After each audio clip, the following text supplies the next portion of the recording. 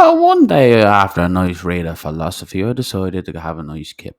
And then I realised I hadn't looked through the feed, so I had to look through the feeds to see if there was nice any boards there to bleed. And yeah, I was browsing and browsing and browsing, and then I came across something very bleeding strange. A rather large white man getting his old dick doc bleeding knocked off. I'm like, what the bleeding hell is this bleeding choice? So the two fellas start bleeding, scrapping and scraping and hitting and punching, and it literally ends with a big gigantic albino bald headed fella getting his bleeding mush smashed in with a bleeding white. What the bloody hell am I at the bleed watching here? So we had to go bleed and check out what this was and found out it was an absolute gem and arguably one of the greatest series. Jesus, and they'll start talking properly. The greatest series I've probably ever watched. Better than Breaking Bad, better than Sons of Anarchy, the whole lot. Wanna know why? Here's why. DJ, play that bleeding beat. The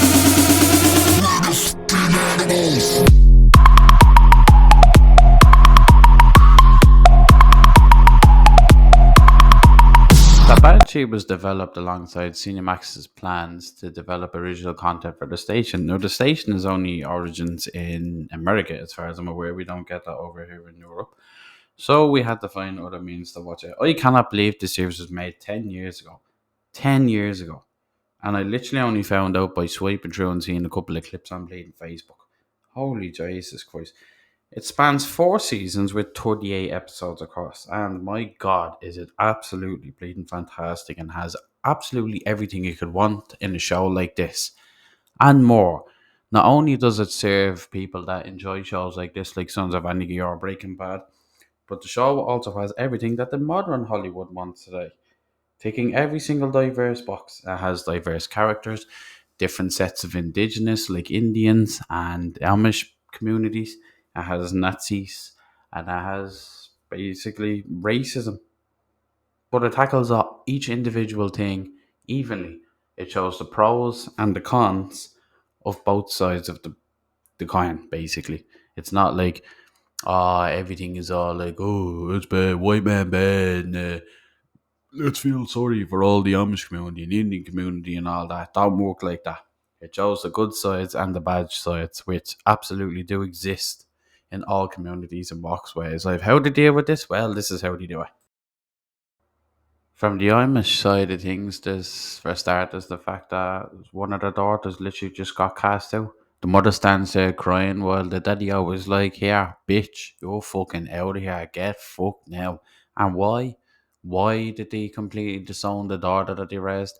Because she had something as simple as makeup and a bloody magazine in her bag.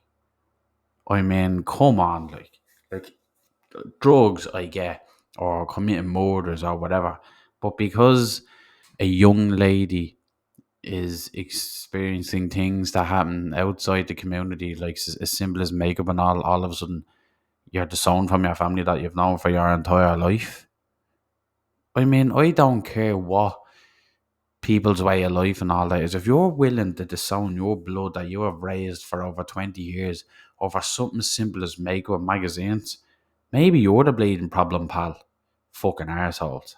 Anyway. Then, when we go to the opposite side of the coin, we have the Indian reservation that's in Banshee itself. And not be bad, but we all know that some Indian reservations are kept, just like any city neighborhood. And we have individuals in the Indian community that believe in the old ways about how the white man came to their lands and took it over and killed and murdered their people. And in some ways, it's absolutely true because it absolutely did happen. But it was a long time ago. And just like a white man who is very racist towards black people, they need to get with the times and get over it. But of course, some elders and some people just believe too much in older ways, no matter what their skin color or their background is. And it has an effect and they influence a lot of people. And it ends up causing a lot of trouble for everybody. And these sort of people are dangerous. And these are the ones that commit terrible crimes and cause a lot of hatred on both sides of the coin. And there's even scenes where an Amish doctor or Amish teacher kills an Indian girl who, for simply dating an Amish boy. And of course, it causes a lot of heat and it causes a lot of ructions amongst the communities. And then it's found out what happens, and the little girl in question gets a proper Indian burial with the ancestors and all. And the gentleman who did it ends up getting killed off. Of course he does, because he bleeding deserves it. And that absolutely does happen. No matter what sort of the community they're in, whether it's certain religions, certain communities, they all believe in the ways in which they all should usually date or marry their own. Which absolutely is not the case. Anybody should be allowed date and see and marry and have kids with whoever they want and whatever makes them happy. Just because older generations of the communities grew up in a certain way of life doesn't mean the future generations have to do exactly the same thing. Times change and people need to get with the changes, especially when it comes to culture differences and sharing cultures, even if that means relationship wise. Anyway, enough of them old indigenous people. Let's get the more cunts, shall we? Another little group out of this is our wonderful neo Nazis, and as a white man, go fuck yourself to every single one of these cunts in the world, because these are deeply fucking offending cunts that think that just because they're bald and have a bunch of tattoos that a psychopath used to fucking throw around on flags makes them better than everybody fucking else. They wouldn't even scrape these wankers off the fucking scum out me boot. Go fuck yourself, you cunts.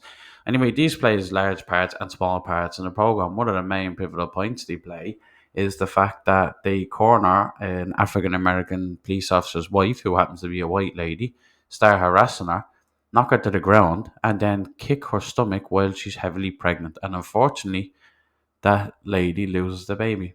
And the two of them go into a whole lot of grief.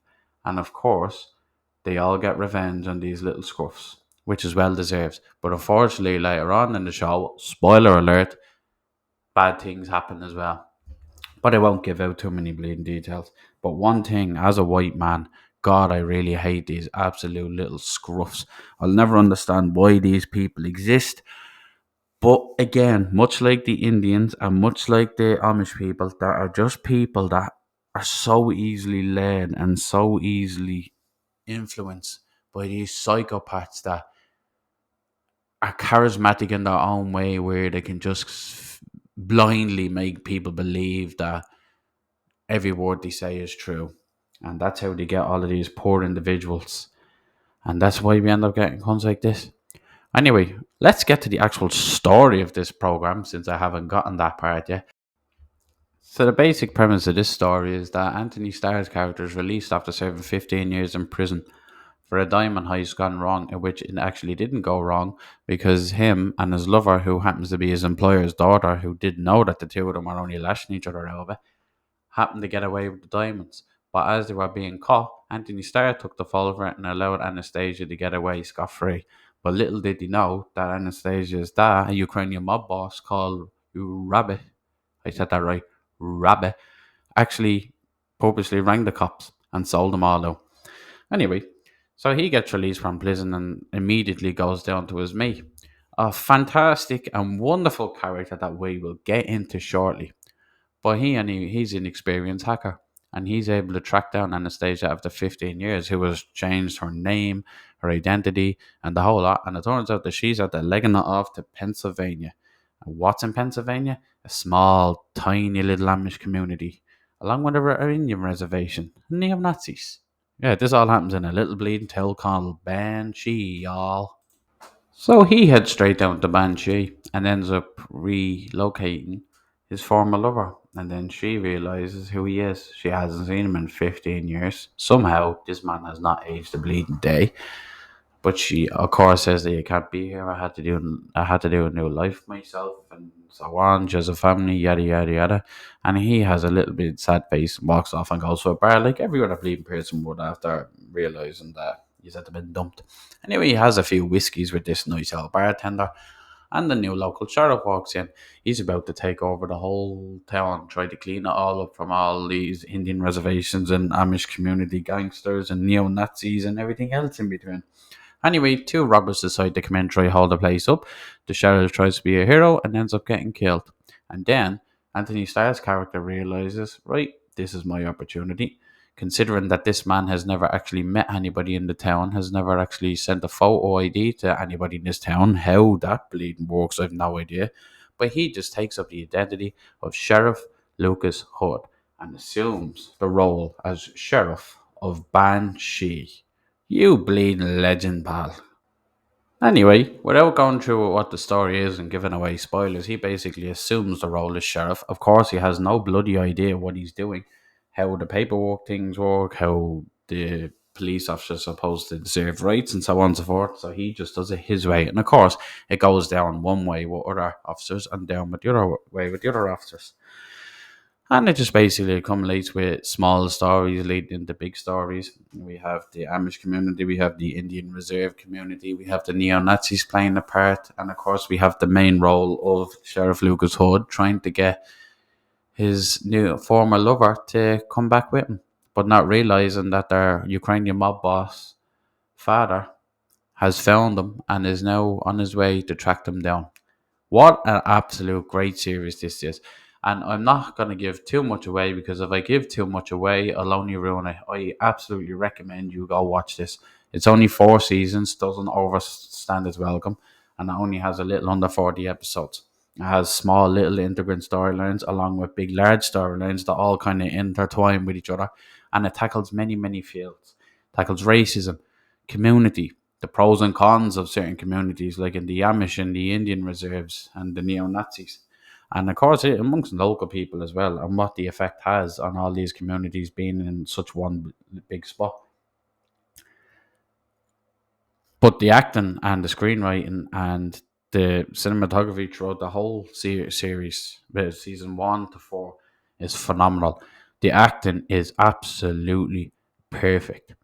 Anthony Starr, before he was ever a Homelander, which is what vast majority of people kind of know him by. 'Cause before he was Homelander, he was already acting far better and far emotionally. He is a wonderful actor, and I genuinely don't think he gets the credit that he deserves.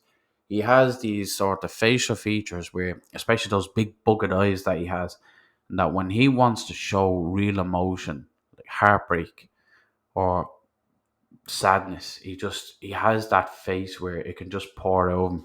And he's a wonderful actor. He's not an extremely large man or anything of the sort, but you can tell that he's like a little terrier.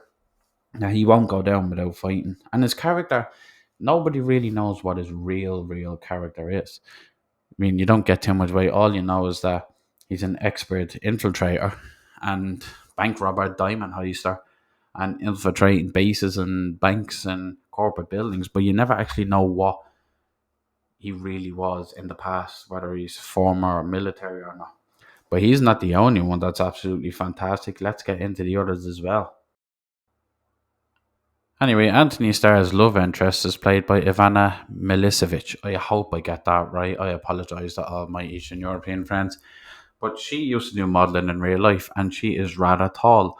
And she's not like one of these that like pretty girls where she has tons of makeup on her. She just has that natural, good looking Eastern European build to her. Like she used to do modeling, so she has that tall, confident appeal about her. But she's also extremely fucking sexy at times as well. And you can tell that she put the work in for this. And in it shows in the series that she has training and all that, so she's no slouch. Now she doesn't just kick around multiple men and stuntmen. Like she even struggles against one fella who's extremely bleeding powerful. But she is played by a wonderful actress, Bosnian actress, called Ivana. And I know she's played in more things, but I still can't believe that this series is 10 years old. And this is a true example of how you make a strong female right. Next up is another amazing performance in this series is from Tom Feltry, who plays Kurt Bunker, a former neo-Nazi who, after all those years of putting all those ridiculous, stupid bleeding tattoos and doing all those terrible things, finally saw the light and decided, you know what, can't do this anymore. Need to change my lifestyle. So this character is actually a character that should be taken more seriously because I am very sure that this happens in real life, especially when it comes to gang members who've been in gangs for many, many years and have decided who've grown out of it and have grown wiser. And instead of feeding the hype that other people have decided, you know what, this life is not for me and I despise everything I have done. So they try and get out and try to live normal lives. And in Kurt Bunker's case in the series, it shows that that life is not easy to get out of. I mean, this is a former neo-Nazi. Neo-Nazis are known for putting swastikas and other sort of Aryan race tattoos all over their body in places where it'd be very difficult to not show and very difficult to remove. And removing tattoos is a very long, painful process. So his character shows up deciding that, here, do you know what, pal, I want to be a cop. And of course, since the fact that old Sheriff Hood is not really a sheriff after all, he if at first turns him down, but eventually actually gives him the job. And you see the arc of him going through the ways of trying to fit in and trying to be accepted by everybody else, but he knows exactly what he's had to do in his life. He knows all the wrongs that he's done and all the people that he's hurt, and he's trying to make redemption for himself while fighting his own demons and knowing that he's been this other person for so long that trying to get rid of that dark entity that made him who he is for that long is a lot more difficult. And it's something that needs to be shown more, because in all gangs, not only Aryan race gangs, but blood in, blood out, Maui's, street gangs, Brazilian gangs, British gangs, everything. It just shows that it's not easy. It's easy to get in, but it's just as hard to get out of it. It's not as easy as just dropping and going. Next. And for the main event, the absolute best character in this whole series is by the name of Job, a cross-dresser. Not only is he a cross-dresser and a drag queen, he's also experienced level hacker, arguably the greatest hacker in the world at this point. He's also bleeding deadly, well trained, and extremely witty. And my God, does this man steal every single scene he's in this entire series. Hun Lee did an absolute fantastic job with this character. And if people actually went back and looked at this series and showed how you could introduce a member of the LGBTQ community, this is how you appeal to audience without forcing it. Not only is this fella a badass, but the clothes that he wears and the balls to walk around dressed the way he does in a rural area of America that wouldn't be used to this sort of thing is fantastic. Now, don't get me wrong, there is the odd few scenes where he gets smirked at or where people pass comment, but he doesn't take it lightly and goes over and absolutely smashes them up over it. He's smart, he's skilled, he's funny, he's intimidating, he's easily the best character of the whole series. I think without this character specifically and the way Han Lee portrayed this character, I don't think anybody else could have done a better part. He is what Heath Ledger was as Joker to the Dark Knight, is what he is to this program. And I'm not saying that he's on the level of what Heath Ledger's Joker was, but Han Lee steals this series, and every single scene he is in, you take notice and you shut up and you pay attention. This is how you write a drag queen character. This is how you do it without forcing the agenda or without trying to do, in the words of the great Scotsman, the message. This is how you implement a character like this. And he is easily the best character in the entire series. Hands down, without a fact. Hollywood, take fucking note. This is how you do a character right. Anyway, I recommend every single person, man, woman, and not so young child, watch this series, because this series is an eye opener, and that is a series that probably would never be made this well today with all the ridiculous message stuff being put into it and not being written properly. This series is fantastic, and I think it would have been a hell of a lot more worldwide spread had it been on, say, Amazon Prime or Netflix. But Cinemax, well done. I mean, well done. Anyway, we'll talk to you later. I will leave a message from Lucas Hood himself. Why you mean people like you? Well, me, You, people in general.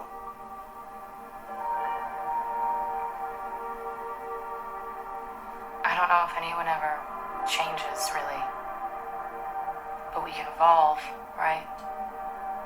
I mean, that's what we're trying to do, isn't it? Just become better versions of ourselves.